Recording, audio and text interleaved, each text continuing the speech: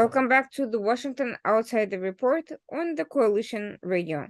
For those newly joining the program, my name is Irina Zuckerman, and I'm the editor-in-chief of the Washington Outsider.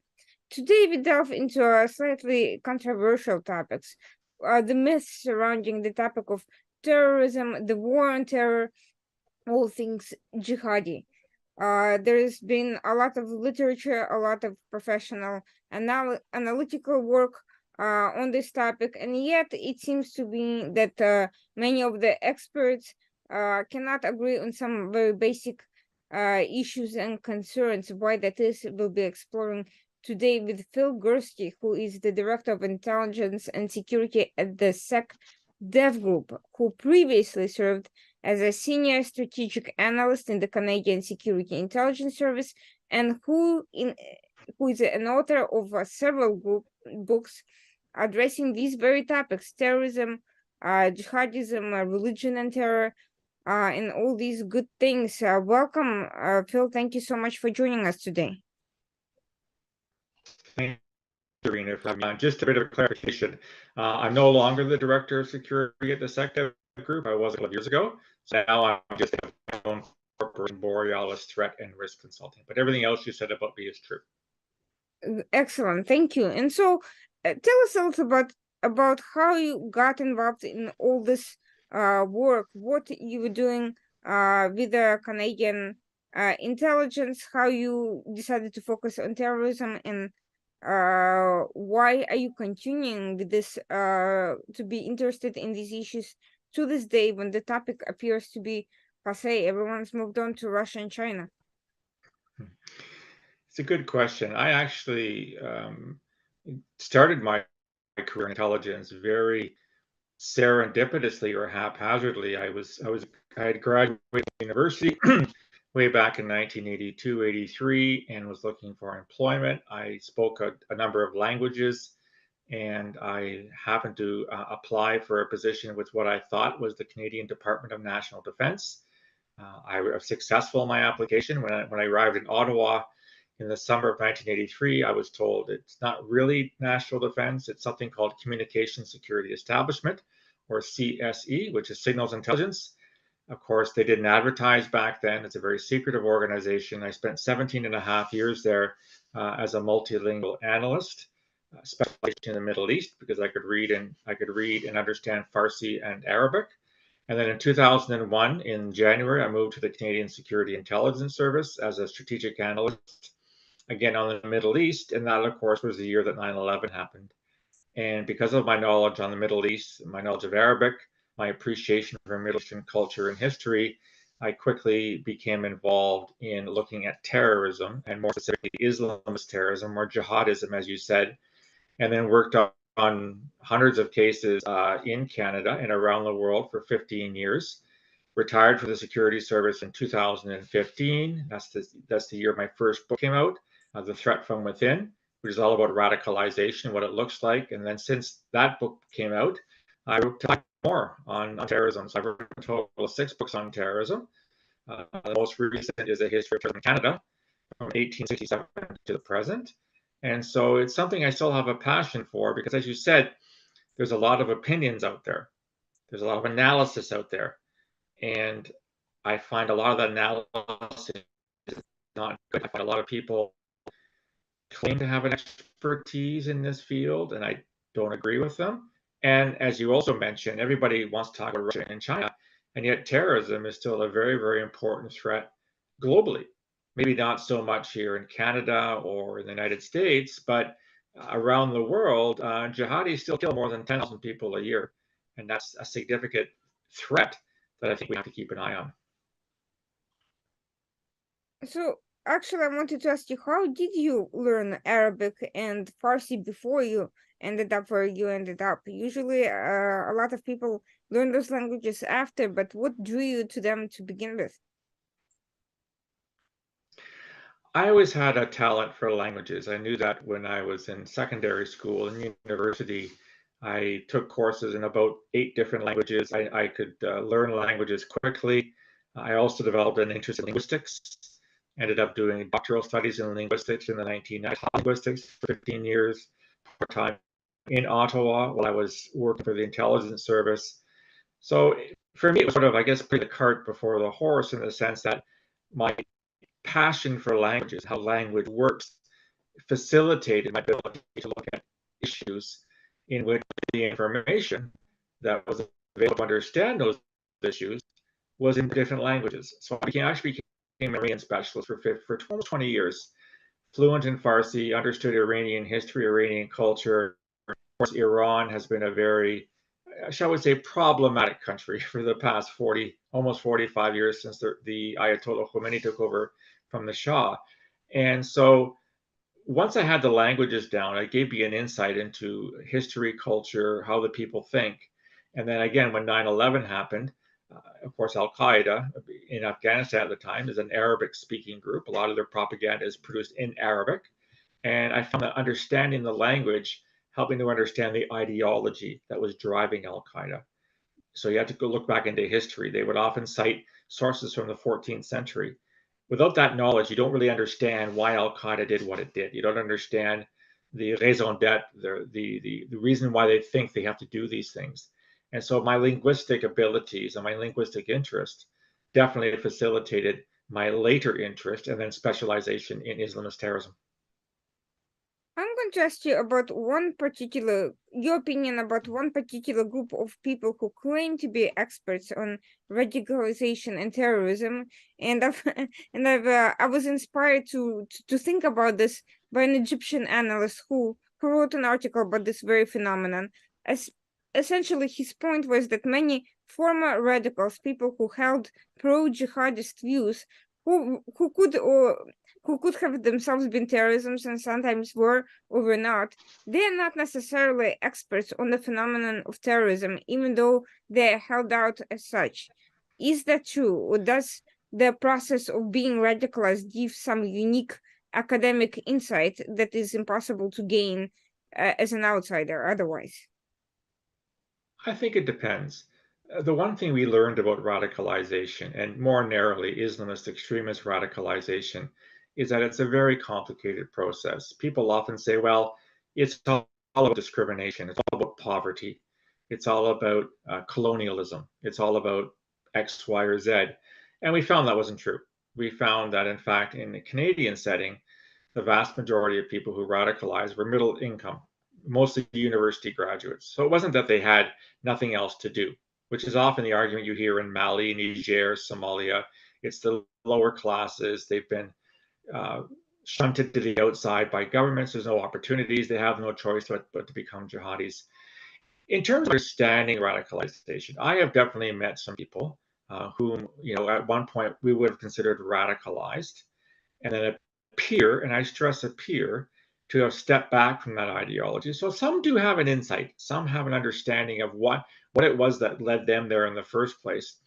But because the process is so variable, and it's variable to the extent where it's individualized, every person goes there for different reasons. There's some grand themes that you can talk about: hatred for the West, a belief the West is trying to destroy Islam. Take the recent Quran burnings right now in Sweden and Denmark. Al Qaeda has just issued threats against Denmark, saying Denmark must be punished for allowing the Quran to be burned. So there's this intense hatred for all these Westerners. The Taliban in Afghanistan, they're banning females from schools, from television. They're burning instruments because instruments are Western things that we shouldn't be allowed in an Islamic society, et cetera, et cetera. But I would just be careful in trying to summarize radicalization in one or two phrases. So when you come across somebody who claims to have the answer for radicalization, I would just be cautious because there is no one answer for this. As I said, it is extremely variable across individuals. Irina, I keep an open mind. I'll listen to anybody at first claims to have knowledge on X, Y, or Z.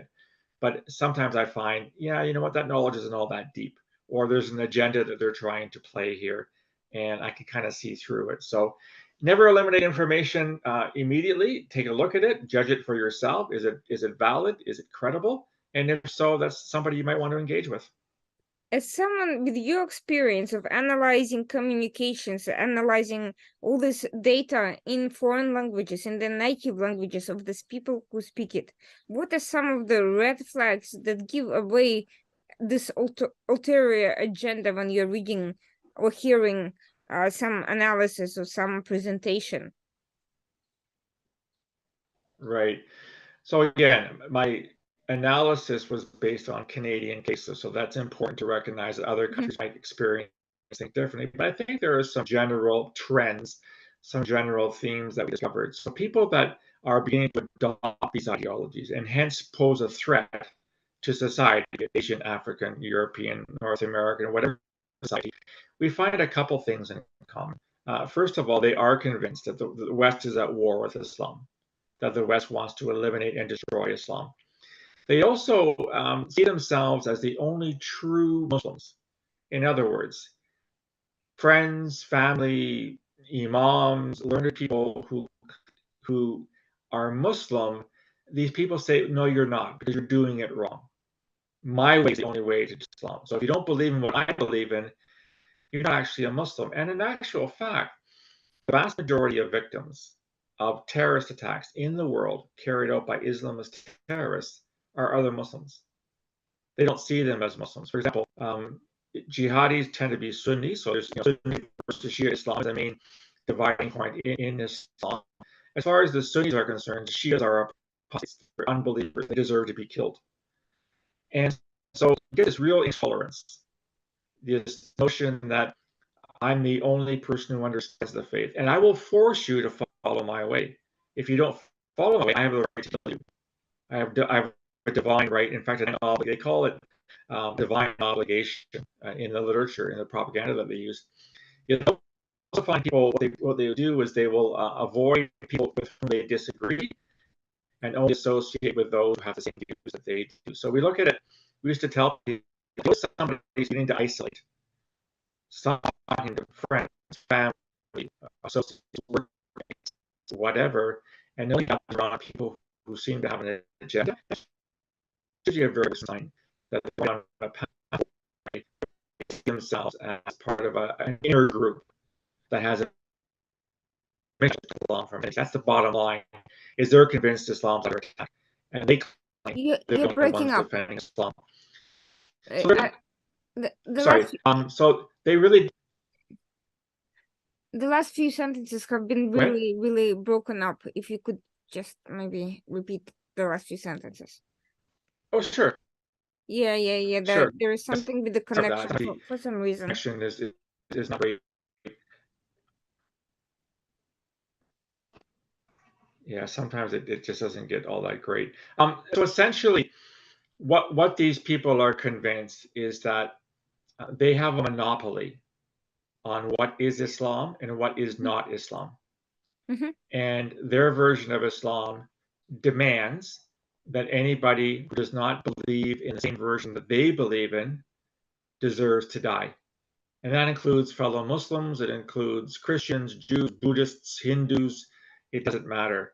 They really believe, they believe in a concept called fard ain, which is an individual obligation to do something. And people often say that, what jihadis have nothing to do with Islam. They have everything to do with Islam, but it's what we would call a non-normative or non-mainstream version. To those who claim that Islam is absent from jihadism, my simple response to that is, look at their propaganda. They cite the same Quran that you do. They cite the same hadith, which are the sayings of Prophet Muhammad, as you do. They just interpret them differently. And they do think that their interpretation is superior to that of anybody else. You have this intense, almost an arrogance that I'm the only person, or myself and my friends are the only people that understand what's going on and what has to be done about it. No, that's very interesting because in some cases, some of these jihadis, like al-Baghdadi, have doctorates and degrees in Islamic studies, and in other cases, we have individuals from various parts of the world who can't even read Quran in Arabic, and sometimes who've never even read it. So there's a huge degree of the level of actual familiarity with the text, and yet you have all these very different people with very different backgrounds drawing the same conclusions or willing to come to the same um, posture on this issue. It's a good point. That's why I say, radicalization to violence is very individualistic. It's also important to point out, Irina, radicalization itself is not necessarily a bad thing. Many people have said that, some of the most positive changes in global history come from radical thinking. Think about, the end of slavery. Think about women's rights. Think about animal rights, et cetera, et cetera. These are all radical views at one point. Mm-hmm. It only becomes problematic when violence is involved, when you think that your radical view is entitled to use violence. On the issue of someone like al-Baghdadi versus somebody who is not even literate, what we also found is that most people need somebody to follow. And what these people have in common, they may not all be doctors, they may not all have the same educational or financial background.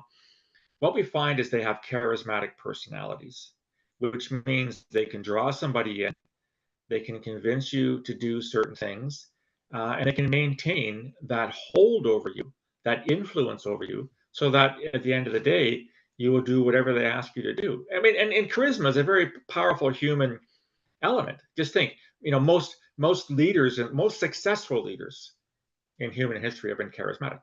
They can convince people through their dialogue, through their psychology, through the way they do things. We humans like to follow people whom we admire, people whom we respect. And this is why bin Laden was so successful and why al-Baghdadi was so successful. And the list goes on and on and on. You have leaders that are able to use their skills to convince people why they should be followed and why they should do things in the name of the terrorist movement, in the name of Islam, in the name of Allah, whatever you want to, however you want to frame it. They're able to use that skill set that they have to bring people along with them. I found a very strange dichotomy in the dynamic of terrorist organizations. On the one hand, they have a surprising degree of flexibility in terms of forming alliances and working with different groups, often with completely different views, and that goes for both violent terrorists and also assorted other less involved functionaries. On the other hand, there's a high degree of infighting over dogma, as one could imagine, and a degree of fluidity in these organizations and high turnover rate and so on and so forth.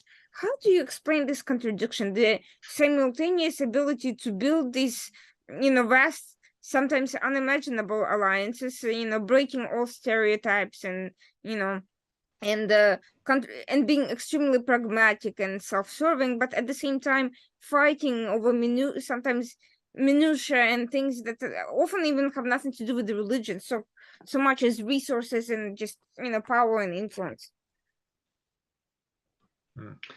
I think that's a good point. I think it often reduces to personalities. So look at ISIS right now. So Islamic State, was an Al-Qaeda affiliate. It was called Al-Qaeda in Iraq. It was formed after the U.S. invasion in 2003. There was no Al-Qaeda in Iraq before then. Saddam Hussein was not linked to Al-Qaeda, which was one of the allegations made by the Bush administration as a justification for invading Iraq. So Al-Qaeda in Iraq was formed in the wake of the invasion to get Americans. And that's a common theme amongst jihadists. If you have a foreign presence, a foreign army comes into your country, tries to establish dominance or whatever, you'll often find people creating groups to get those people out. In other words, you invaded my country, I'm going to use violence to get you to leave. So there definitely were links between Al-Qaeda and ISIS in the very beginning. Then, because of personalities, Islamic State, once it had created the caliphate back in 2014, their methodology was so brutal. I mean, videotaping beheadings, mass rapes, mass killings, even Al-Qaeda, that was too much for Al-Qaeda. And so you get this split. We don't want to be associated with you. Our form of terrorism, speaking as Al-Qaeda, we're more sophisticated. We're more mature. You're just violence for the sake of violence.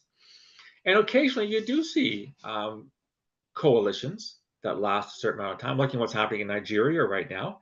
So the primary terrorist group in Nigeria is a group called Boko Haram. They've been around since the late 2000s. They've killed tens of thousands of Nigerians, displaced well over 1 million people over the last 15 years. Well, now there's a rival. It's called Islamic State West African Province. And Islamic State, in the aftermath of the Caliphate, was able to spawn a number of provinces, probably about 20 around the world, some more successful than others. And now Islamic State West African Province and Boko Haram are basically clashing. And sometimes you see terrorists killing terrorists for dominance, for territory, for influence, for resources, for material, or whatever. So it is complicated. And again, I think what it reduces to is that personality clashes get involved. I mean, think of something. Go back to the Second World War, right? You had the alliance between Hitler, Mussolini, and the Japanese Emperor. That was a very difficult alliance to maintain because of the personalities involved, Hitler being so dominant, kind of thing. So it should come as no surprise that when it comes to terrorist groups, that yes, on occasion they will collaborate because it's in both their interest to do so. But after a time, each person or each group wants to be the dominant one. They want to be the alpha personality. And as a consequence, you see a lot of splitting. So, whenever I see terrorists killing terrorists, I kind of smile because they're kind of doing our job for them, or for us rather. And if terrorist groups are killing terrorist groups, then that's a good thing because there are a few terrorists around to kill innocent people. Speaking of alliances and very strange bedfellows, one of the common tropes that persists to this day, and I've personally spoken to US diplomats with Middle Eastern backgrounds who held such views, is that there is no common ground between Shia-backed and Sunni-backed terrorists and radicals and movements, despite all the evidence that has come out to the contrary. The texts of the Muslim Brotherhood translated to Farsi in Iran, the Al-Qaeda's various forms of backing, again by Iran, the issues in the history of all these movements in Sudan, we have seen a lot of different variations. Still, these views perceived on a very formal level, and we're not talking about lay people who don't read anything, we're talking about professionals in the field. How does this myth has become so grounded in the political culture and discourse? One of the good things, bad things that's occurred over the past 20 years is that since 9/11, you've had an explosion, no pun intended, in terrorism studies. Prior to 9/11, very few people cared about terrorism. It's a very niche study. Mm-hmm. Not that terrorism didn't exist. Of course, terrorism existed before 9/11, but it wasn't as popular. I mean, 9/11 was such a catastrophic event. 3,000 people killed in one attack. Never happened before. At the heart of America, New York City, Washington. It was just such an enormous occurrence that a lot of people decided to take a look at it, who hadn't historically. And that's been good. You've had some very good people. I have dozens of friends in academia whom I have a great respect for, who understand the languages, the cultures, the background, and have come up with some really interesting ideas. On the other hand, when something basically results from nothing, in other words, the field is completely brand new or next to brand new, lots of people who enter it aren't very good. And now, I mean, how many papers have there been on terrorism in the past 20 years? Hundreds of thousands, if not more. How many books have been written on terrorism? Thousands of books on terrorism. And they're not all of them are very good. Some of them are too theoretical. Some of them have biases. Some of them are written very quickly to try to account for a phenomenon. So the literature, when it comes to academic literature, is variable. It's inconsistent. And when you speak to the whole Shia-Sunni thing, as I said, it's true. To Sunni extremists, Shia are almost the worst enemies because they have corrupted Islam. They've taken Islam in the wrong direction. They don't believe in the same basic principles as Sunni Muslims do. But as you've seen in Palestine since the early 1980s, you've got a group called Hezbollah in southern Lebanon, and it has cooperated with Hamas and Islamic Jihad, which are Sunni groups in the West Bank and Gaza. So if you've got a common enemy, in this case, the common enemy is Israel, of course you're going to have cooperation because the ends are the same. In other words, they can set aside their differences, even if there is some a dislike on the parts of the Sunnis as to what the Shias stand for, we can set that aside because we're focusing on Israel right now. We want to hit Israel. We want to punish Israel. We want Israel to deoccupy the West Bank and Gaza. We want Israel to grant the Palestinians an independent state. And I think that has often happened in history, is the old phrase, right? The enemy is my friend. And I think that's exactly what's happened in Palestine. With Iran, same thing. I mean, Iran can the fact that Al-Qaeda members have been in Iran for a very long time, Al-Qaeda or Iran can use that as a bargaining chip against the Americans, against the West, et cetera, et cetera.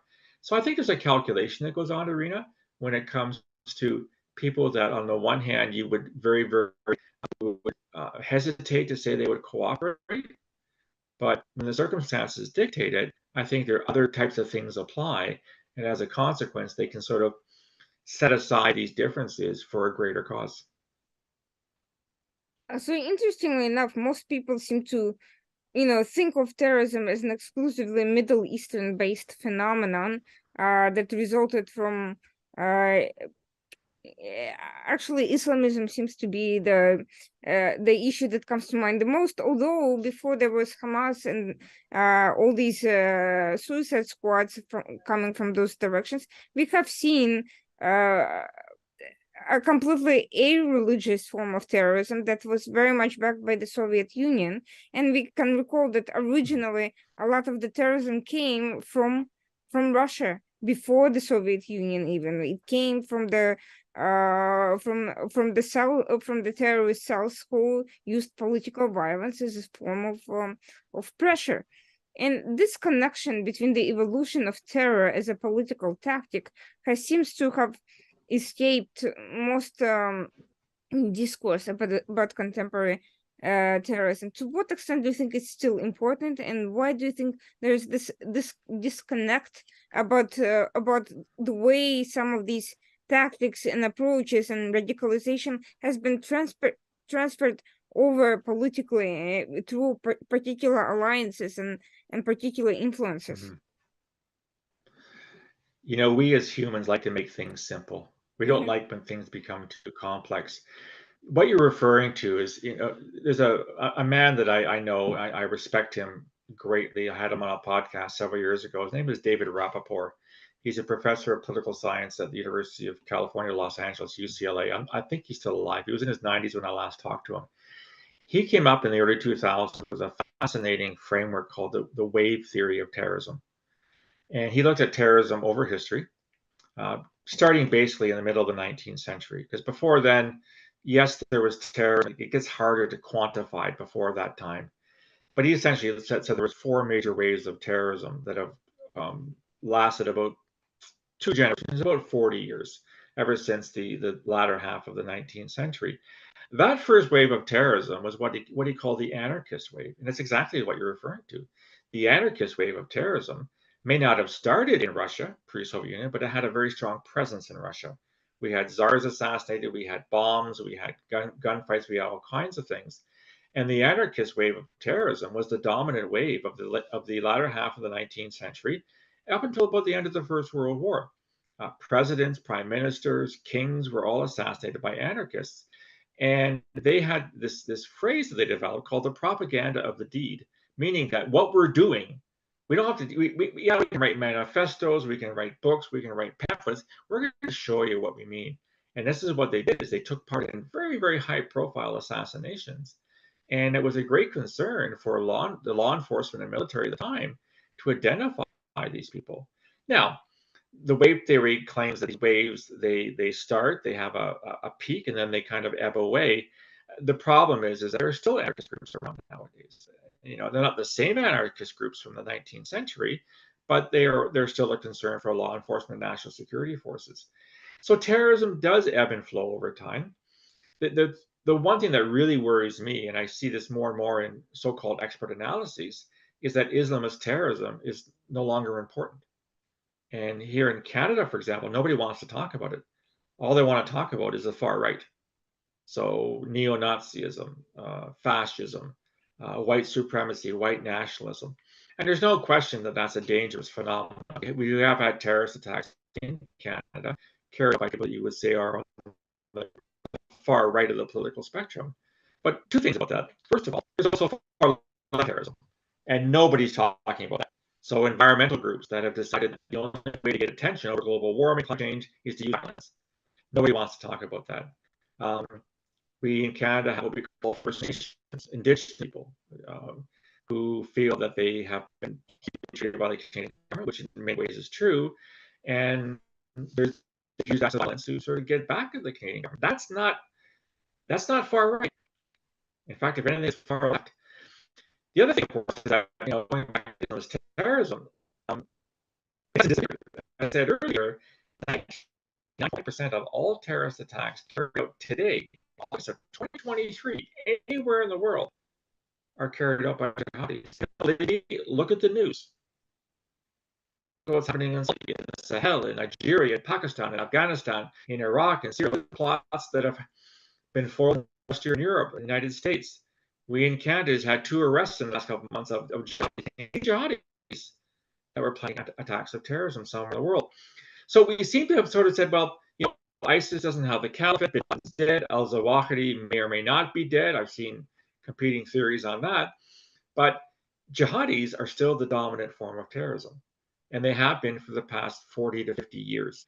And it worries me that things something. In other words, put all of our eggs in the far right basket, put all of our resources looking at the far right. No, we can't. We look at all of them simultaneously, and that becomes a drain on your resources and on your funding, because you only have so many people to do investigations, only so many people to do surveillance, only so many people to listen to intercepted telephone calls or emails, whatever kind of thing. As I said, terrorism has been around for a long time. It'll be with us for a long time. And we got to get away from simplistic descriptions of what terrorism is and what it isn't. We can agree on what terrorism even means. That's problem number one. There is no agreed definition on what terrorism is. I use the definition that I provide in the Canadian Criminal Code. Canadian is basically an act of violence, serious act of violence, based on some kind of ideology, politics. That's not a great definition. It's the one I use, but I think that people are spreading the notion of what a terrorist is to think they're most definitely not terrorism. I call them hate crimes. So if you attack a Muslim because you hate Muslims, that's not necessarily terrorism. You might not be ideologically motivated. You just hate Muslims for a reason. Or you've heard probably of violent cells, people that kill women because they can't form relationships. That's not terrorism. That's hate. That's misogyny. And there's like Nigeria, they're calling ordinary criminals terrorists. So when we don't use the terms properly, we could use the issue. I wish I could tell you, Irina, that there's a consensus on what terrorism is. There's no such consensus. Find out in Europe has found 200 definitions of terrorism amongst governments and academic institutions. So if you've got 200 definitions of one word, you see the problem that we're having. One of the issues that I've seen, another of common tropes, is that right-wing extremists and right-wing terrorists cannot possibly cooperate with the Islamist terrorists, because right-wing extremists will naturally hate Muslims or anyone of that descent. I have reason to see that it is not necessarily true. We all we have to do is go back decades to Nazi interactions with some of the Islamists, and we don't have to think that far ahead. We can talk about any number of militia groups willing to at least engage in weapons trade, if not cooperation of certain to a certain level, and frankly truly conservative right-wing groups who are socially conservative will probably find more in common with Islamist groups than with some secular opponents of jihadism. So my question is, why is it that there are these blind spots about the potentials for cooperation? And I want to follow up with a very strange case, not Canadian, but I'm sure you've heard of it, which is the Christchurch, New Zealand case, which to this day I still do not understand. There's been many different issues, and it was never fully explain to the public, and I'm curious about your opinion about all of that. Yeah, we again, not only do humans want simple answers, they want to compartmentalize things. They want to categorize things. And so if you suggest that groups which on the surface appear to be completely different, like far right and Islamist groups, can possibly collaborate, then people don't want to hear that because it makes things messier. It makes things harder to understand. But you're right on two levels, I would say. First of all, far right groups and Islamist groups have the first thing they have in common is anti-Semitism, right? So you see attacks on synagogues, you see attacks on Jews, et cetera, because of this intense hatred of being Jewish. Both groups share that. Secondly, you're talking about social conservatism, and there's no question that there are far-right groups that are very conservative in terms of their political ideology. So they would be, anti-LGBTQ, they would be anti-woke, they would be anti-cancel culture, they would be anti a whole bunch of things, women's rights, et cetera, et cetera. Maybe climate change and that'll be thrown in there as well. And a lot of Islamist groups are also that way. I mean, Islamist groups are also anti-LGBTQ. They're also against women's rights. Look at the Taliban in Afghanistan. There's one of the most vehement misogynist groups on the planet, and they're the government of Afghanistan right now. And they're also a terrorist group. So there are definitely ways in which you can see, if outright collaboration, cooperation, at least sort of a gentle nod. Yeah, I support what you're doing. And I've seen cases as well in the past of individuals who have taken part in terrorist attacks who may have had some logistic assistance from people outside of the cell itself, who may have, have some things in common. And sometimes it's purely a financial transaction. You need weapons for this attack? Well, we've got weapons for this attack. That was the case of the bombs in Madrid in 2004. 2003, 2004, they killed 192 people. Explosives that were used by the jihadis in Madrid were obtained by a non-jihadi group.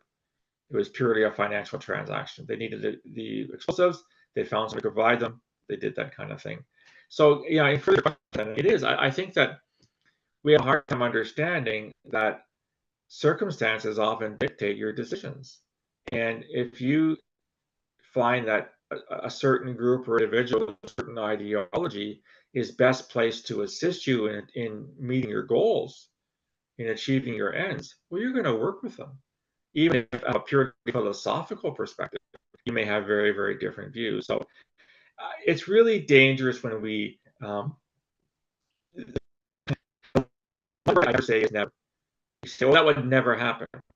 Well, you'd be surprised. As you said, look back in history, the relationship between Nazi Germany and the Muslim Brotherhood in Egypt in the 30s and 1940s. There's no question that I think circumstances dictate the decisions that you make. And as a consequence, you will reach out to whomever you think can better assist you in achieving your goals. And that brings me again to that very strange incident in New Zealand, that deadly terrorist attack by an individual who appeared to have traveled all over and has been interacting with North Koreans. Has been to various Muslim countries and so on and so forth. What was that story? Why haven't we received a full explanation about his background, how he managed to get to all these places, and how did it all come together to that attack? Right. I would say, I can't draw a definitive conclusion yet because I don't have the data in front of me. But I would say two things. First of all, is that we are all the culmination of our experiences. So the New Zealand attacker, Brendan Tarrant, as you said, had been all over the world, taking a bit of philosophy here, a bit of knowledge here, and whoever he was that day was the culmination of everything he had. Just in the same way that you're the culmination of your life experiences, as am I. The second thing, which I think is important, you look at the Christchurch attack. That was not rocket science. 9/11 was rocket science. You had to have people at least have a cursory knowledge of how to fly a plane. if only to turn it around and, plow it into a building. You had to have the finances. You had to have, that was years in the making, 9/11. Something like the Christchurch attack could be planned that same morning or maybe a day in advance. Okay, oh, by the way, there's a mosque down the street. Oh, by the way, I've noticed people going for prayer at this time. And oh, by the way, I know somebody I can get a gun from. So like Brendan Tarrant could easily, without any assistance from anybody else, done the necessary surveillance, which would have been minimal. We're talking years in the making here. We're talking hours at most. Had access to weaponry, showed up unexpectedly, obviously, and started killing people. Islamic State has a really interesting phrase that they use. I call it the Nike form of terrorism. Just do it. Islamic State, whatever you can do. If you can, drive a car into a crowd, just do it. I.e., Barcelona in 2017. If you have a kitchen knife, go into a cafeteria, start stabbing people. We had an attack in South Korea just a couple of weeks ago. We're not quite sure what the motive is. If you have access to a gun, use it, as in the Bataclan and Stade de France attacks in 2015. Terrorism is stupidly simple nowadays. Yes, at the greater end, you have flying planes in the buildings, killing thousands, but at the unsophisticated end, you can use almost anything. We had an attack in Canada a couple of years ago, an unsuccessful attack, as it turned out, by a woman who basically picked up a golf club in a hardware store. She was an ISIS returnee, and she wanted to kill people with a golf club. Now, I'm sure you could kill somebody with a golf club if you hit them enough times over the head, but she didn't even own the golf club. She picked it up off the sporting section of the hardware store before she started using it. This is how terrorism, I think, has changed since 9/11. That was a pinnacle which may never be repeated again. And if you recall back then, there were a lot of concerns about terrorists getting hold of nuclear devices, a dirty bomb, a radioactive bomb, for example. And that, I'm sure that keeps a lot of people awake at night, security, intelligence, law enforcement, governments. But they don't have to do that. If they pull it off, then that's good for them. But that's rocket science. Building a radioactive bomb is rocket science. But I just saw Oppenheimer with my son at the theater. Building a bomb is rocket science. It doesn't happen overnight. But as a terrorist, you do that. All you have to do is pick up any weapon at all. And when you start seeing people driving trucks into crowds, and in effect weaponizing a truck, you understand how simple terrorism has become. Now, there seems to be a lot of confusion because there's the stereotype that the terrorists are looking to create as much noise as possible, that nothing short of mass scale events will do. And if you don't have those massive waves of huge attacks as we've seen in Europe in a decade ago, then it means that it's basically passé, and those smaller attacks don't really matter. And basically another issue is that there's basically an undeclared understanding that the security services have prevailed, that the access to these more serious weapons and methods of planning have been cut off, and therefore there's very little left to worry about if all you're doing is catching, some knife attacker here and there, as opposed to a massive explosion in a nightclub or something like that. To what extent is this accurate, and to what extent are we missing something? Because to me, something doesn't feel right, because with all due respect and all the credit to international law enforcement cooperation and the like, it seems to me that if people want to evade or divert attention, distract, and cause serious damage, they still could. And they still are. You look what's happening around the world. There was an attack in Sri Lanka in 2019 that killed 300 people. There was attacks in Somalia around the same time that killed 500 people. I mean, the mass casualty attacks have not ended. I read every day where a couple dozen are killed here, a couple dozen killed there, often with automatic weapons or whatever.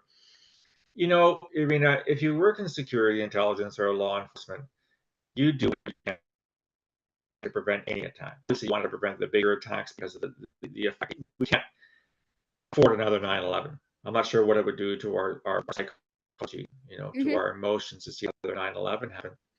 But on the other hand, imagine the following scenario. Imagine you're living in a major city, anywhere in the world, a major city. And let's say on Monday, you see a vehicular attack that kills 5 people and injures 20. The following Monday, another vehicular attack kills 15, wounds 40. The third Monday, another vehicular attack kills 3 and wounds 10. What does that do to the mentality of the people in that city? This is the same city. Who is walking in the streets, going to farmers markets, going shopping, going to cafes on the 4th Monday? You're breaking Nobody. up again. Sorry. Why? Because you become afraid because you've had 3 attacks on 3 successive Mondays, all of the same nature. You become afraid, and that affects your lifestyle. That affects your decision making. That's why there's a link between terrorism and terror. The words come from the same root. Is that terrorists want you to be afraid. They want you to stop doing things. They want you to say, "Hey, government, don't invade this country. Don't support this government, because if you do it, we're going to have people killed in our streets, in our cafes, in our shopping centers, in our markets, at our football stadiums." And that's why terrorism works, because it has an effect on your mentality, on your confidence that you can live safely in your society.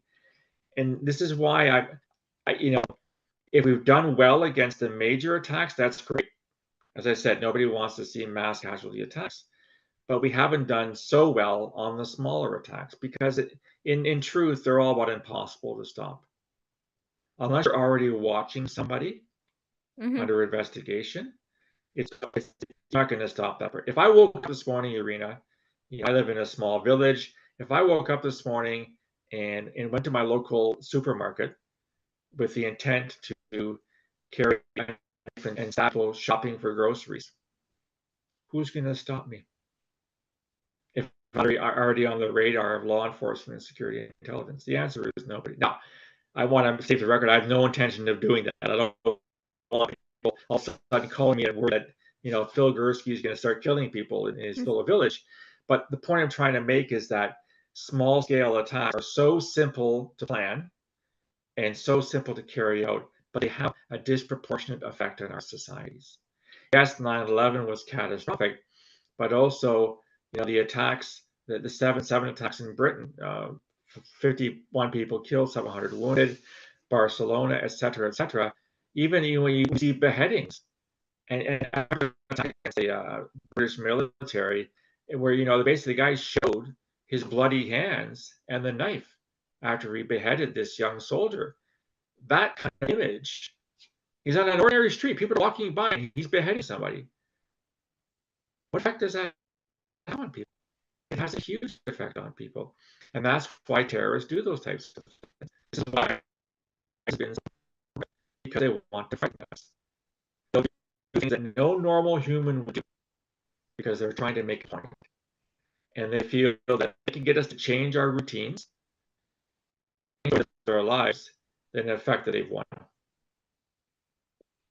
To some extent, then, these smaller attacks have proven to be at least as effective, if not more so, than the big splashy mass casualties, because they kind of create this ongoing sense of trauma that does not quite heal, and this kind of everyday, tension that's impossible to fully put behind and very difficult to predict and stop, unlike bigger and more rare attacks that take a lot of planning, could be disrupted, and so forth. So at the same time, though, it seems to have lulled the society into a false sense of security. There's the sense, okay, we have these throat cutters and random attackers who are individuals radicalized online or in the mosque or whatever, but we are good at disrupting cells. We are good at, figuring out bigger conspiracies because there's a mass communication. It's harder to hide. So we are all good and can focus on other things. Do you think this is a sign that we are not prepared for another wave of bigger attacks should they come?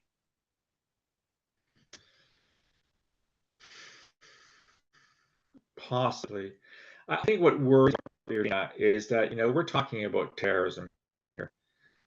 You and I are speaking in August of 2023. We have the Russian war in Ukraine, which is on the headlines for a year and a half right now. We have China's actions around the world, including here in Canada. They interfered with our elections.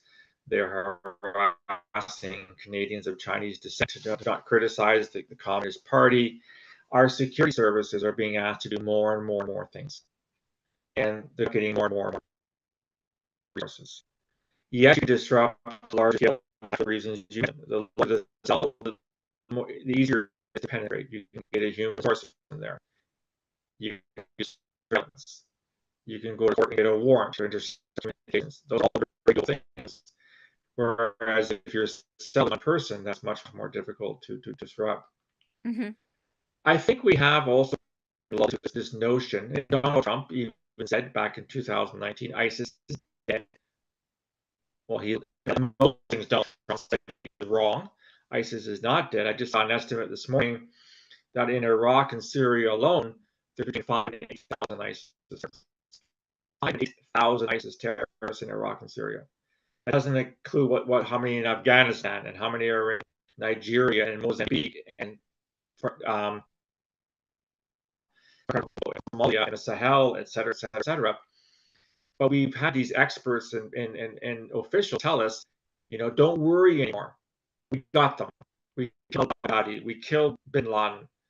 These people aren't posing threats anymore. And some of it maybe also people want to hear success. They want to believe that things are going well. And if their leaders say, you know what, done. ISIS is no longer a threat to our security. Okay, thank you. That's great news. Congratulations, well done. I'm not going to worry about ISIS anymore. And we get lulled into getting a false sense of confidence. Again, I'm not trying to make people afraid. All I'm saying is that if you read the news, as I do on a daily basis, credible sources about who's doing what where, the only conclusion you can draw, unless I'm missing a whole bunch of data. And a couple of years ago, it was last year, I actually had a series of blogs on my website where I looked at all terrorism around the world on a weekly basis. How many attacks, who carried them out, how many casualties, et cetera, et cetera. Did it for about weeks. In those 12 weeks, 99% of all the attacks were jihadi. Not far right, not left wing, not fascists, not anarchists, not whatever. They were jihadis. And if I did the same study today, I'm pretty confident it would still be 99% of all attacks are jihadi in nature. But because they happen in Mali and Central African Republic and Somalia and Balochistan, people in the West don't care. That's off your radar. That's across the world. I can't even find Mali on a map. What do I care about Mali? And as a consequence, these groups are allowed to proliferate, and they inspire people, even here in Canada, United States. People are inspired. The Americans just arrested a guy in Philadelphia, a kid, 17 years old, inspired by Al Qaeda.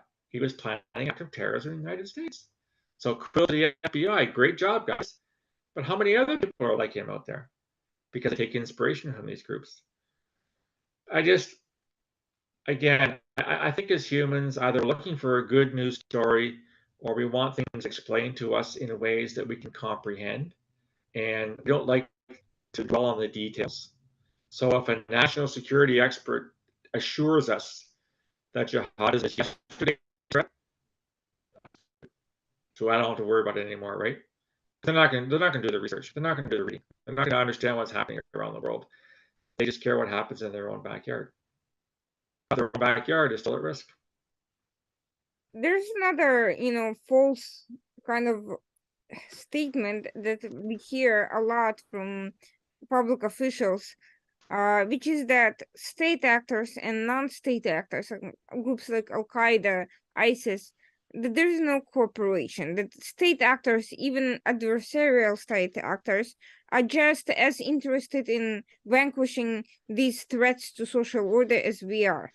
As a result, we are often lulled into cooperation with adversarial intelligence agencies or simply refusing to look at the funding of these groups or any potential cooperation. To what extent is the state benefiting? I don't want to sound conspiratorial, but at the very least, some adversarial state actors or regional state actors benefit from these groups existing in whatever way, and to what extent has this been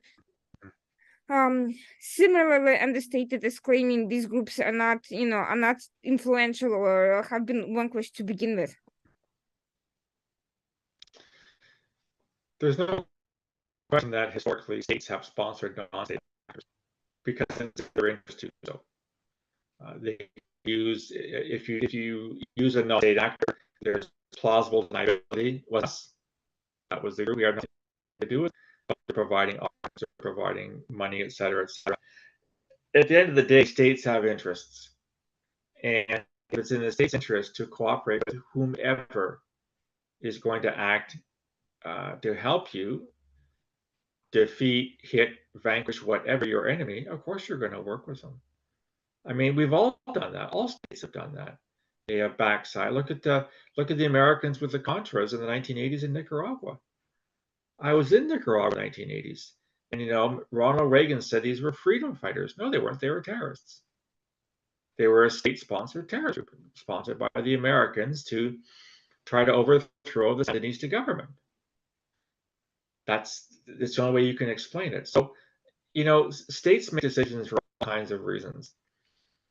The bottom line is that they want to preserve and, if possible, expand their interests. And if by using another actor, financing them, controlling them, directing them, whatever, can help expand their risks, of course that's going to happen. And you raise a really good point. After 9/11, and I'm using the sort of collective we, the West in general, began to work with all kinds of agencies and all kinds of countries that normally we would not have worked with. But the sheer size of 9/11, the sheer casualty count, led many to believe we had no choice. We would talk to countries that we felt we could somehow work at some level with to try to defeat this enemy. I'm old enough to remember the Cold War. My career in intelligence began during the Cold War. And of course, the Cold War ended in the early 1990s with the dissolution of the Soviet Union. After 9/11, Russia became a partner. They became part of the G7, became the G8. We welcomed them into the G8. And because we felt we had common interests. Russia had a problem with Islamist terrorism, Chechnya, parts of Central Asia. We felt we could, collaborate to meaningfully interaction against these enemies. Now look at, now we're 23. Does anybody think today that Russia is a partner? That Russia is an ally? No, we're not quite at the temperature of the Cold War, and I hope we never get there, but there's a high degree of tension, and you don't think for a minute that Putin would use actors that could advance his interests against the West, whether it's in Ukraine or in the Baltic states or wherever? Of course he would. That's the kind of man he is. But the lesson is that we forget our history. The Cold War ended. Francis Fukuyama famously said, "At the end of history, we have proven to be dominant. Democracy is superior to, oligarchy or is superior to dictatorships or communists, whatever kind of thing." And we decided that period of history is over. We can move on from it. No, you can't. In the same way, jihadis have been declared dead. They're not dead. They're still out there, and they're still growing in some parts of the world. I guess it's part of the human brain or part of the human mind that bothers me, that we can't understand that threats never really go away. They will, maybe they'll increase or decrease at different periods of time, but they never disappear. And you have to make sure that you have resources dedicated to monitor those threats, just in the same way that, in signals intelligence, it was all about the Soviet Union, and for justifiable reasons. It was the Cold War. Mutually assured destruction, et cetera, et cetera. Then we decided, well, the Cold War is over. We don't have to worry about that anymore. Now, if we had a crystal ball back in 1991, we would have realized we couldn't say that. But it just seems to be it's wise to always keep sort of at least half open on the threats that you think about away, because they will inevitably ride in at some point. Speaking of, inaccurate information, or in this case, I would say complete disinformation. One of the reasons people thought Russia could be some plausible counterpart in the so-called war on terror, so-called because it's a ridiculous. Terror is a tactic. How can you fight a tactic of terrorism? It was never obviously going to succeed if you define it that way. It cannot, by definition. But leaving aside the word choice, Russia officially banned Muslim Brotherhood and similar organizations. Unofficially, it has embraced and invited Hamas. And mosques, including radical mosques, are extremely fast growing across the entire country, including right in Moscow. And Putin, of course, had no qualms about cooperating with Chechen Islamists to play a role that ended up with the staging of terrorist attacks that brought Putin to the pinnacle of power where he is now. So clearly, not only is there a willingness to cooperate, but we don't even know to what degree Russia itself is able to control that narrative, to what degree they themselves, how far along have they gotten into these relationships, and whether they're even capable of extracting themselves from these dependencies in particular regimes. These Islamist groups in Russia, why I'm bringing this up, are naturally anti-border. They're not nationalist by definition, which means they also can be used to counter national liberation movements by various ethnic minorities in Russia. So they play that use, as Islamists have played the role against communists and against nationalist movements in the Middle East and elsewhere in the past. But to what extent do you think Russia can ultimately control that process? To what extent can we potentially see Islamists coming out of Russia rather than just Central Asia and Africa in the future decades to come? Wow, that's a really interesting question. I'm not sure I have a definitive answer for you, but I think if you look at Putin's actions over the past 20 years, there's only one conclusion that you can draw. He has one goal only, and that is to reconstruct, to resurrect the Soviet Union and its influence that it had for 70 years before the end of the Cold War. And he will do whatever he has to do that. So what's happening in Ukraine, what's happening in Chechnya, what's happening in other republics along the border. He has a great deal of influence, in Kazakhstan. With the invasion of Ukraine, he can invade Kazakhstan more. Well, speaking, and they're being just the same logic of Ukraine. You talk about the genocide of Russian, complete bullshit, but that's he could use Kazakhstan to justify an invasion of Kazakhstan for Russian interests. It's a use for any actor that's a cause. The dangerous part, of course, is that once that genie bottle, it's really hard to get back in. And Russia has suffered jihadi attacks in the past. I think Moscow theater attack, I forget what year it was, but it was a catastrophic one. More so because of the response by the security service. I think the security service response killed more people than the jihadis did. But I don't want to be, too critical, because you do what you have to do in this situation. But I don't think that anyone should be so naive, as you put it, that Putin and his government will do whatever it has to do to gain that primary goal, which is to regain Soviet glory. They see the last 30 years as a disaster.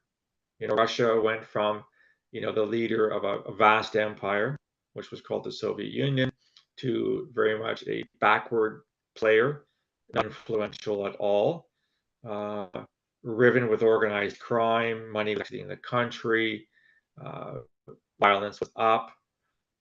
The country was not well respected. They were almost dismissed as sort of a second world country, even a third world country at some point. And someone says, I can't accept that. I need to go back to the days where we're neck and neck with the United States, the most powerful nation on the planet. Whether or not he can do that will remain to be seen. But what's happening in Ukraine and Central Asia are classic evidence, as far as I'm concerned, that that's what his ultimate goal is. Which the Baltic states are so worried right now because they're so small. And if Russia decided to advance or mass troops on their border, yes, they're part of NATO, and that's an important part of the calculus. But it wouldn't take long for Russia to redominate the Baltic states, given the overwhelming advantage they have in terms of military might. So I think at the end of the day, he will lie in bed with whomever he needs to lie in bed with if he thinks it's going to be to his advantage. But again, be careful, because later on, sometimes that person comes back to do things that are not necessarily in your favor. Aside from Russia itself and whatever happens within its borders, there's another issue, which is Russia exports its foreign policy in the form of assorted PMCs like Wagner to gain footholds and influence and relationships and access to natural resources all over the world, including in particular right now Africa. And Wagner is there to prop up some of these Western African regimes, the juntas that have taken over in an anti-European, anti-American backlash. And nominally, these Wagner facilitators, first of all, they have not been particularly great in confronting jihadis in Mozambique and elsewhere. Second, they themselves have a bad rep for human rights abuses. And third, it is not beyond a point of, since they themselves are busy recruiting whoever they can in those places, it's not beyond imagination that some of the terrorist groups may eventually cut deals with them and essentially develop an understanding in terms of power sharing and territorial sharing and being included in some forms. So to what extent do you foresee this horrible combination of Russian and possibly in the future other state PMCs and these terrorist groups in various regions where US has very little policy and leadership, for lack of a better word? Mm-hmm. I'm going to be careful, Irina. I mean, I'm certainly not a Wagner Group specialist, but my understanding, first of all, I'm puzzled. I'm puzzled why African countries have turned to Wagner as their counterterrorism partner of choice.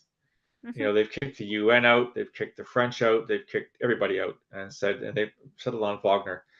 The Wagner Group is concerned about one thing and one thing only, and that's the Wagner Group. The allegations, or they're stronger than allegations. The proof of them, in terms of minerals, in terms of making money in countries, we know that's exactly what they're doing right there. And these countries see them as a preferable partner with whom to work against jihadis. I'm sorry, I don't understand it. Is it the anti-colonial wave that's it's become so stupid that you would abandon European colonials for Russian colonials? Is this what these states are doing right now? I don't understand it. Just doesn't make any sense to me. And there's no question that Wagner Group has been, as you said, an extremely brutal group. They've engaged in massive human rights violations wherever they have been. And the jihadis probably kind of respect them in a way, because the jihadis have engaged in massive human rights violations wherever they are, whether all through the Sahel in Eastern and Western Africa. So at some point, there could be some kind of a deal struck. Islamic State, when they had the caliphate in Iraq, made hundreds of millions of dollars off stolen art, stolen archaeological artifacts, et cetera. So I wouldn't rule out the possibility that certain jihadi groups would see Wagner as a partner kind of thing. But you also raised a really good point. Wagner has failed ever gone. I'm not aware of any true Wagner successes against jihadi groups. In Mozambique, they were embarrassed. They were killed by an Islamic State affiliate in Cabo Delgado in the northeastern part of Mozambique. Their track record is not a good one on any level. Human rights, success, uh, dealing with local governments, et cetera, which again makes me wonder why in heaven's name, the Nigerians and the Malians think that Wagner is somebody you want to work with. This making, it's completely incomprehensible to me. I'm not saying that the French and the United Nations were any better necessarily. I mean, the jihadi groups are still around, but at least they had some kind of respect for people's lives and some kind of respect for universal values. And then, of course, Wagner basically against Putin himself a couple of months ago. And what does that mean in terms of internal Russian politics between the Wagner group and the Putin government? I don't know. It was a fascinating story at the time, and we didn't know how it was going to end. It seems to have ended for now. But bottom line is the Wagner group will continue to travel to parts of the world. They will steal resources. They will steal minerals. They will brutally kill whoever gets in their way. And governments seem to be okay with that. And we know for a fact that I was going to say, we know for a fact that there's one way to ensure that terror does not end. That's keep killing people. You can't raise about the war on terror, a stupid term. In fact, my fourth was called An End to the War on Terrorism. Declaring war as a noun is dumb. War on drugs, war on poverty, war on teenage pregnancy, whatever. Dumb. And yet we're stuck with it. And Wagner Group's not going to be any more successful against the jihadis in Mali or Niger or Central African Republic than MINUSMA was, or other UN missions, or the French or the Germans, or whatever kind of thing. But maybe at the end of the day, we talked a lot about personalities today. If the president of Niger, who's now a military official, has a way to get money from this, what does he care? Right? The Wagner Group will make him a very, very rich man by cutting him the deals they make when they steal all these resources. I'm sorry to say that, but at the end of the day, I think that's what it's all about. There's a couple of points that I feel is missing from contemporary counterterrorism discourse when examining these very issues. First, while Wagner itself has actually been inspired by very Nazi-adjacent individuals, Prigozhin's methods specifically are actually very similar to ISIS in terms of the using the hammer and the public brutal execution of whoever crosses him. This is very much an ISIS-like tactic, and I'm curious to what extent there has been a conscious as opposed to subconscious exchange of information warfare. That's one point that I'm curious. The other issue is organized crime networks. Russia has perfected the relationship between intelligence, organized crimes, private kleptocratic interests, and so forth. But what we've seen in Africa, in other parts of the world, their interest in contraband, in smuggling gold and natural resources, this is the same thing as Hezbollah in particular is quite adept at doing. And Hezbollah is another organization that has resurfaced in connection with Russia's Middle Eastern peace, diplomatic efforts. And I'm curious to what extent these, PMC and formal terrorist organization interactions and will either clash as they compete to resources, or whether they'll come to an understanding and will actually their organized crime networks and their methodologies will actually sustain each other and come together towards using these various criminal enterprises to support their respective goals. Yeah, I don't. I definitely don't know very little of anything about organized crime, so I'm gonna have to be very careful in my response. I think it completely is within the realm of possibility. You've got areas of the world that are basically ungovernable. There is no real sense of order. There's no law. There's no system of actually managing a society. It's like if I can use a terrible term, it's like the Wild Wild West, because in the 19th century, where essentially the strongest person dictated what the conditions were to be. And I think Wagner Group, which I would agree with you, is basically organized crime, as far as I can tell. Again, I'm not a Wagner specialist, but these areas of the world are ripe for that kind of collaboration. There's a lot of money to be made. There's a lot of very important minerals, natural resources that can be stolen, and for multiple billions of dollars. And organized crime groups, they know about this kind of stuff, and so of course they're going to go there, and they're going to work with whomever they need to gain those types of funds, make themselves richer. So I think the points you raise are very valid ones. I think it's entirely possible, if not maybe even probable, that we're going to see these alliances created because there's money to be made. And nobody cares about the human condition. Nobody cares what happens to the locals. They're just in the way. And if we have to slaughter them in brutal ways, you talk about some of the methodology that Wagner has used. I'm not sure if they were emulating ISIS or there's any kind of connection, but there's no question that ISIS was very successful in lowering the bar to brutality. Mm-hmm. Think about it. What does it take to behead somebody? A very sharp knife.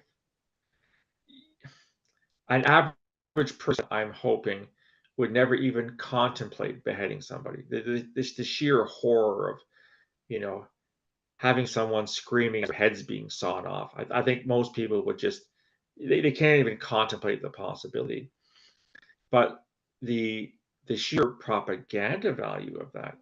So not only are you beheading somebody, you're filming it while it's happening. Then you're putting it on YouTube before it gets taken down or goes onto the dark web where it's never taken down. I think groups like Wagner say, hey, we can do that too.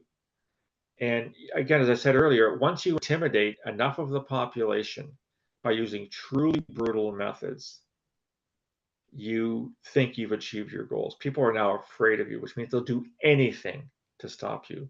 And if that means cooperating with you, giving you a free hand to work in a certain area, then they're going to do it because they don't want to, they themselves don't want to be brutally beheaded and put it on video kind of thing. And that's where groups like, Islamic State and its provinces and Wagner Group are very successful. They're basically getting people to do things they wouldn't normally do out of fear. Indeed, and Prigozhin, above being a militia leader, he's not actually a trained military person. He is, No. however, very successful at propaganda, and Wagner has been more successful at propaganda than at almost anything else. So I don't believe in coincidences. I do believe that at the very least they appreciate the methods and the successes, and they're capable of learning and adapting them. Whether or not that will ultimately lead to any sort of coordination, remains to be seen, and it's too early to speculate. But given that they're certainly willing to go down to that level, it's also not within the realm of possibility at this point. Yeah. And that brings me back to a more kind of general question to wrap up the discussion, the myth making about terrorism and the nature of terrorism.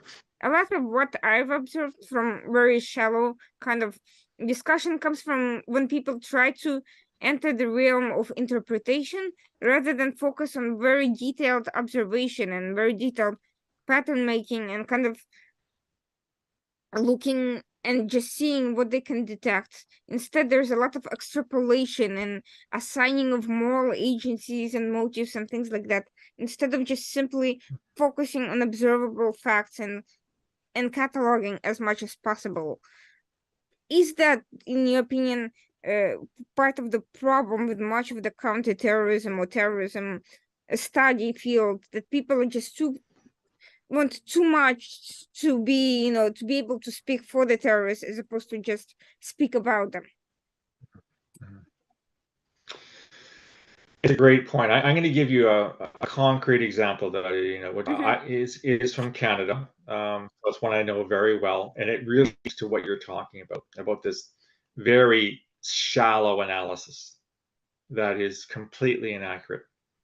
So over the past couple of years in Canada, at the government level, you cannot use the term Islamist terrorism or jihadism. It's been banned.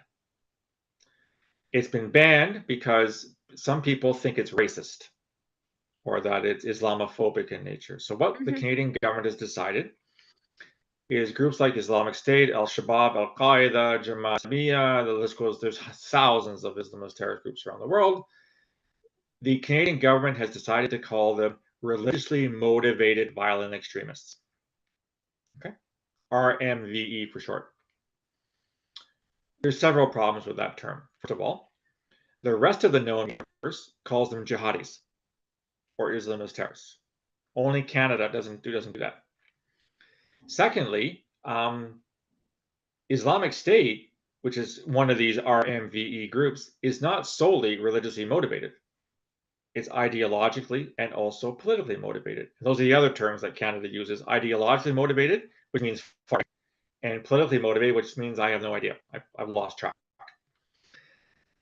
Secondly, a lot of people say, well, if you call it religiously motivated, you're suggesting that Islamic State has legitimate religious reasons for doing so. And a lot of Muslims say, well, we've been telling you for decades, Islamic State is not Islamic. That's why they call it Daesh, which is simply an Arabic term, Adal Islamiyya fil Iraq wa Shams, which means the Islamic State in Iraq and Syria. So actually, the word Islamic is still in there. It happens to be there in Arabic rather than English, which is kind of stupid. Muslims are saying, well, you're calling it religious, and we're telling you it's not religious. But in actual fact, as we said, it is religious. It happens to be non-normative, non-moderate religion kind of thing. So here we have analysis that makes it almost forbidden to use the term Islamist terrorism in Canada. When you do that, first of all, it's bad analysis. Second of all, you're ignoring the problem. If I call it religiously motivated, what religion? Are Buddhists beheading people? Are, I don't know, Catholics beheading people? The list goes on and on and on. No, the fact is today, as I've said many times in the podcast, the number one ideological motivation behind terrorism is jihadism. That's what the facts say, unless I'm reading the facts wrong.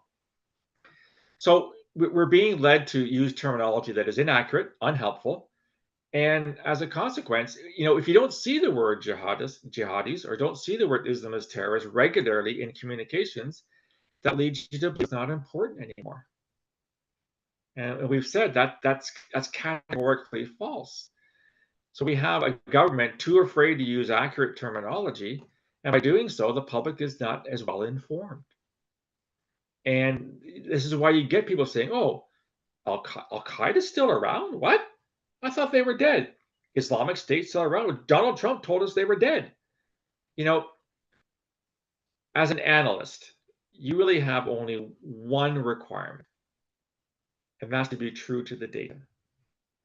You can have your own interpretations of what it means, your own theories, your own spins, but you can't make up your data. That's called misinformation. And so if we stick to the data we have, and it's all open source data, by the way. I left intelligence 8.5 years ago. I don't have access to anything classified anymore. I haven't for a long time. All my data is open source. If I can find this stuff in open source, then anybody can. You don't have to have a security clearance to find this stuff. And, as I said earlier, right-wing terrorism was really that, which everybody says it is. Where in heaven's name are all the attacks? Yes, there have been some, absolutely. But on a day-to-day basis, and I have the data to show it, they don't even remotely approach jihad in terms of numbers of attacks, numbers of casualties, and effects on society. So if you're going to engage in shitty analysis, don't. Give us what is actually happening. Use the data that's real, and then we can make up our minds on what to do about it. That is a fair point. And speaking of good analysis, what's next for you? What are you looking for, given that these threats are continuing, there are new combinations emerging every day, and it seems to me people are too busy arguing about terms and what sounds better and less insulting than about actually addressing the reality of and not investing the resources into combating the actual problem? What's new for me? What's next for me? Same old, same old. I keep reading on a daily basis. I've been reading the news on a daily basis for going on 45 years now. I don't have any intention to stopping. I keep, I'm active on social media, on Twitter, on LinkedIn. I share my views on things. I share facts. I share news about attacks with people of whatever political motivation. I don't only talk about jihadis. If there's an attack by a neo-Nazi group, I'll report it. If there's an attack by Buddhist terrorists, and yes, there's such thing as Buddhist terrorists in Myanmar and in Sri Lanka, I'll talk about it. I'm trying to get facts out to people so they can make up their own minds. So I'm not writing on terrorism per se. I think I've written six books on the topic, done thousands of interviews with media in Canada, around the world. I've written hundreds of blogs and podcasts. There's not much else I can say about terrorism that I haven't already said. But you're right. It is changing. It is morphing. Still with a jihadi emphasis. I'll still follow it very carefully. I'm interested in the topic. I have been professionally for 40 years now. Going as long as if people want to entertain what I'm saying, great. I'm not in a position to influence anybody. I don't have a position in that sense, but I want people to be informed. When you work in intelligence, there's only one reason why you go to work in the morning: to get the best information possible, to pass it to people who make decisions, and hope that they can make better decisions based on the evidence. I may not be in intelligence anymore because I won't work with open source information, but my mission is the same: give people the facts so they can make better decisions, whether it's personal decisions or government decisions or investment decisions or whatever. That's all I want to do. So I'll keep going for some time yet. My children laugh at me when I tell them that I'm retired. They say, "Yeah, if that's retirement, then you've clearly reinvented the term." I mean, I've written 7 books in 8 years, so that's clearly not retirement. No, you know what? I do it because I enjoy it. And when it becomes not enjoyable, I'll find something else to do. I have other interests in life, aside from my grandkids and that kind of thing. There's other things I want to do, but I still have a passion for this kind of reporting. And so I'll keep looking at it for at least the foreseeable future. Let's just leave it at that. Well, thank you so much for your time, for your valuable insights, and for a great discussion, which I personally really enjoyed, and I hope and I think our audience has as well.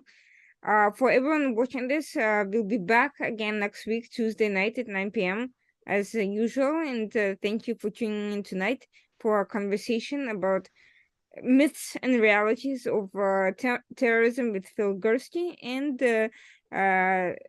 hope you'll be joining us again in the future. Have a great night.